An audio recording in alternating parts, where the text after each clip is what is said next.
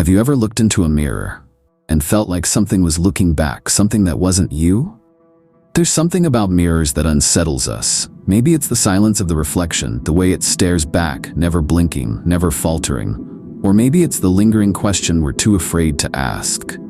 What if the reflection isn't really us? Doppelgangers. The word alone carries weight, like a whisper carried by the wind. They aren't just shadows or fleeting glimpses. There's something more. A second self, identical in form but wrong. Some say seeing your own doppelganger is harmless, a strange trick of the eye. Others believe it's a bad omen, a warning, or worse, a death sentence. But one thing is certain, once you see it, you can't unsee it. The earliest documented case of a doppelganger dates back to 1612. Poet John Donne was traveling in Paris when he saw her, his wife. She stood motionless, staring, though he knew it couldn't be her. She was miles away. Later, he learned that on that very night, she had suffered a tragedy, a stillbirth. The coincidence haunted him. Had he seen her soul reaching out? Or was it something darker, something not bound by time or distance? Encounters like this have echoed through history, warnings, omens, and glimpses of tragedy wrapped in the form of a familiar face. Across cultures, tales of doubles have lingered, passed down as warnings carved into stone and whispered in shadows. In ancient Egypt, there was the Ka, a spiritual twin bound to its living counterpart. To disturb the Ka was to invite chaos. The Vikings spoke of the Vardoger, a ghostly double that arrived before you did, appearing as a shadowy echo. It wasn't a good sign, it was a breach of time, a sign that reality itself was unraveling. And in Finland, doppelgangers weren't just myths, they were omens of death. Seeing your double was said to mean one thing: your time was running out.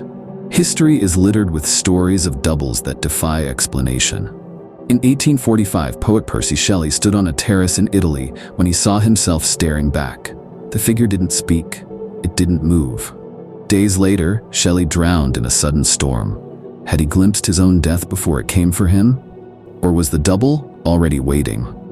Then there's Émilie Saget, a 19th century teacher whose double terrified an entire classroom. Students saw it appear beside her, copying her every move but always slightly off.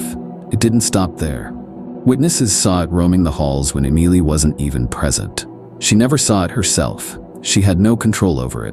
But the people around her did, and what they saw chilled them to the bone. Science offers explanations, genetics, probabilities, and patterns, but some things can't be explained by DNA.